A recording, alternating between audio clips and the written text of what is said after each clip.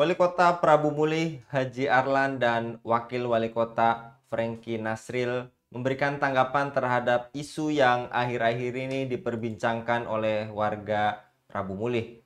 Terdapat informasi kasus seorang siswa SMPN 1 Prabu Mulih membawa mobil ke sekolah dan ditegur oleh kepala sekolah dan penjaga sekolahnya. Namun ternyata siswa tersebut adalah anak seorang dari wali kota Prabu Mulih, kemudian kepala sekolah tersebut langsung dicopot dari jabatannya.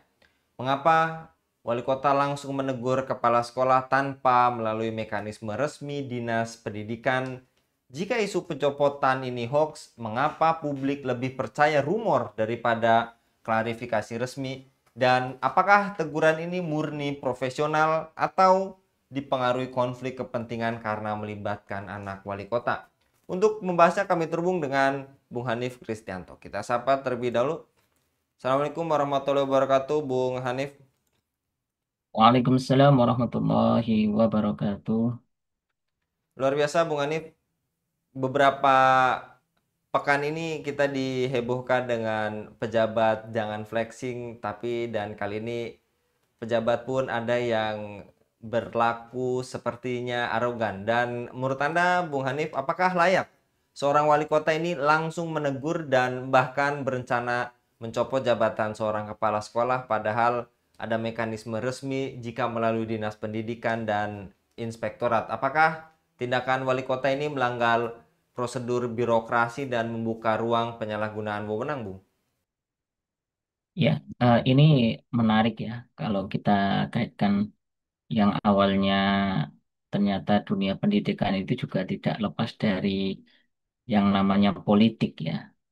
Apalagi itu juga berurusan dengan kekuasaan yang peristiwa ini pun juga menjadi pelajaran penting bahwa memang secara prosedural teguran dan evaluasi kinerja kepala sekolah itu berada dalam jalur dinas pendidikan dan inspektorat, ya, bukan domain wali kota secara langsung. Nah, ini kan.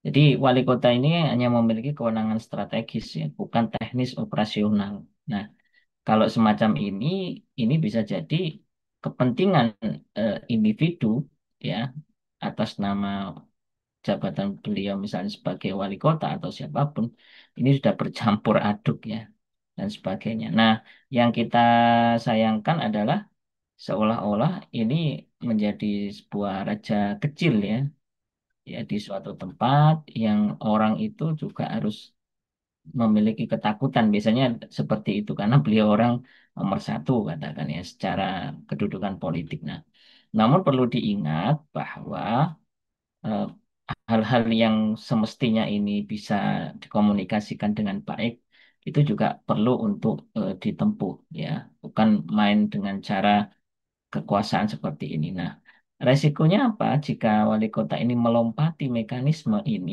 berpotensi dianggap pelanggaran prosedur birokrasi dan membuka ruang penyalahgunaan wewenang. Nah, nah ini kita bicara etis tidak etis ya, gitu lah ya. Nah, ini.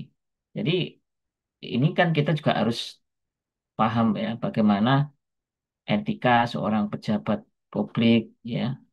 Yang kita sesalkan kan sering ya di media sosial misalnya wali kota marah-marah ya memarahi ketika sidak dan sebagainya kemudian itu jadi konten dan sebagainya. Nah, itu juga kurang tepat ya sebetulnya ya. Apalagi ada ancaman-ancaman nanti pencopotan kalau nggak ini. Nah, padahal ya yang namanya birokrasi itu kan juga punya sistem, ya punya regulasi dan sebagainya. Kenapa ini kok seolah-olah ditiadakan?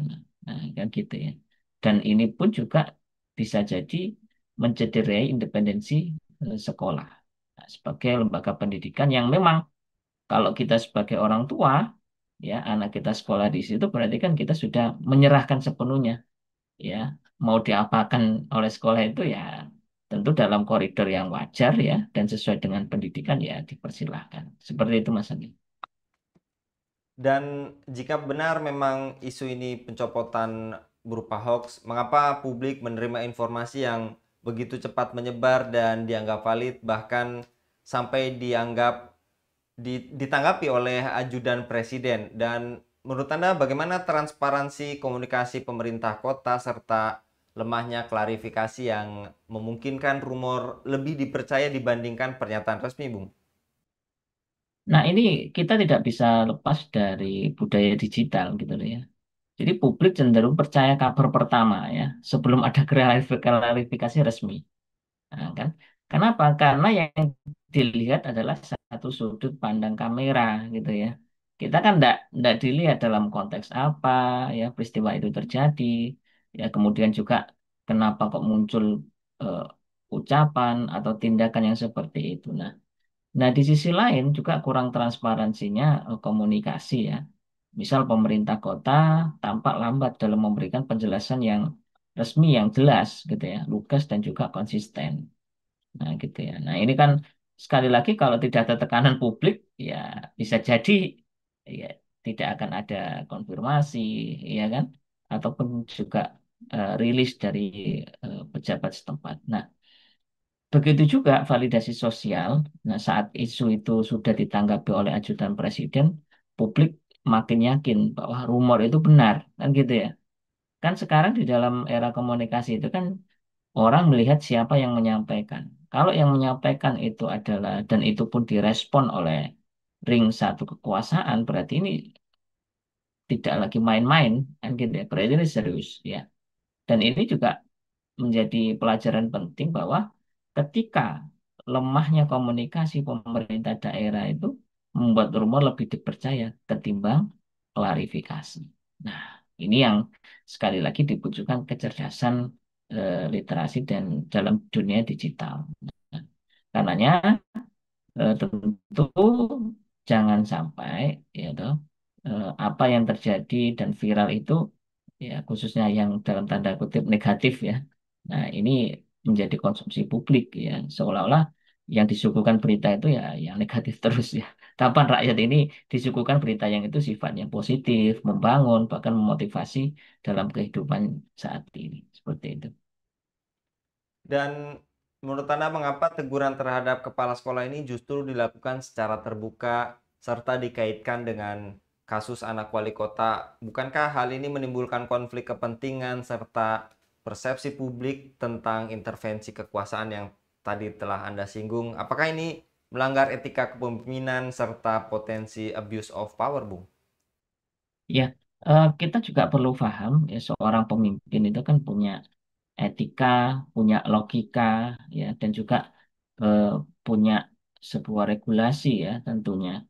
Kenapa? Karena wali kota misal sebagai pimpinan di suatu daerah itu kan mereka dipilih oleh rakyat, ya kan gitu ya. Dan harapan dari rakyat itu kan besar. Mereka mengurusi urusan rakyat, ya, dan juga memberikan eh, kebaikan-kebaikan dalam kesejahteraan, dalam sandang, pangan, papan, pendidikan, ya, termasuk kesehatan yang timbal baliknya itu bisa dirasakan rakyat secara langsung. Nah, ini yang penting. Dan memang pejabat publik atau pemimpin publik itu semestinya menghindari konflik kepentingan gitu ya. Sekecil apapun. Nah, menggunakan jabatan untuk mengurus masalah pribadi atau kalau itu masuk indikasi abuse of power gitu ya. Nah, ini. Dan jika benturan kepentingan, semisal tadi ya muncul karena kasus yang melibatkan anak wali kota, publik bisa menilai ini ada intervensi kekuasaan. Nah, akhirnya apa? Persepsi muncul, muncul. Sekalipun maksud wali kota mungkin baik, tapi framing publik ini sulit dikendalikan. Nah, ini yang paling penting ya. Dampaknya adalah apa? Turunnya trust terhadap integritas kepemimpinan di suatu wilayah. Nah, sekali lagi ini menjadi penting, ya kan? Nah, karenanya eh, semua perlu menyadari diri bahwa apapun yang terjadi, ya apalagi ini katanya dengan dunia pendidikan, ya sekali lagi jangan sampai yang senantiasa dijadikan kalah-kalahan ya, atau untuk sebagai kambing hitam itu adalah pendidik, guru, sekolah, ya, atau lembaga pendidikan. Ini jangan sampai sekali lagi para pemimpin ini perlu bijak ya menyikapi segala hal ya.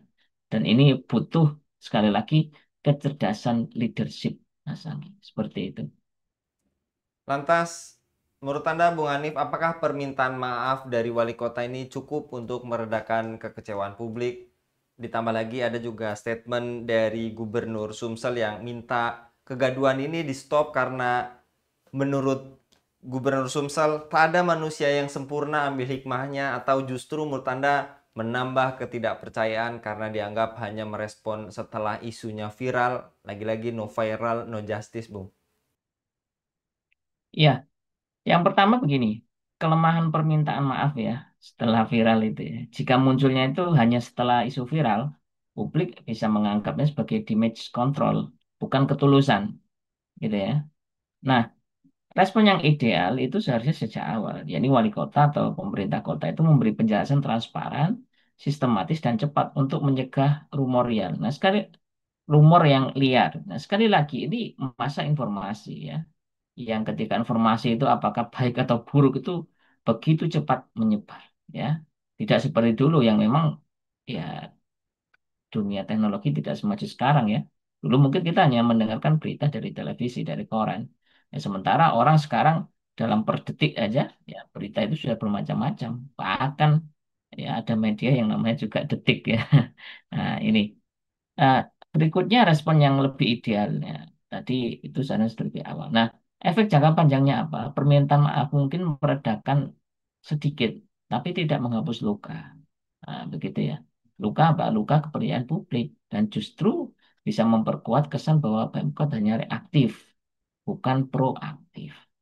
Ini yang kita juga perlu pahami. Nah, karenanya ya kami berpesan kepada siapapun para pejabat ya kekuasaan yang ada di daerah maupun di pusat ya atau siapapun yang menjadi duduk di dalam kursi kekuasaan ya, maka ini harus hati-hati betul ya antara urusan pribadi ya dengan kepentingan di dalam menjalankan amanat tugas di pemerintahan ya. Karena bisa jadi mereka melanggar prosedur birokrasi dan etika kepemimpinan. Nah, begitu pula untuk rakyat di negeri ini ya, penyebaran isu hoax yang justru menunjukkan apa?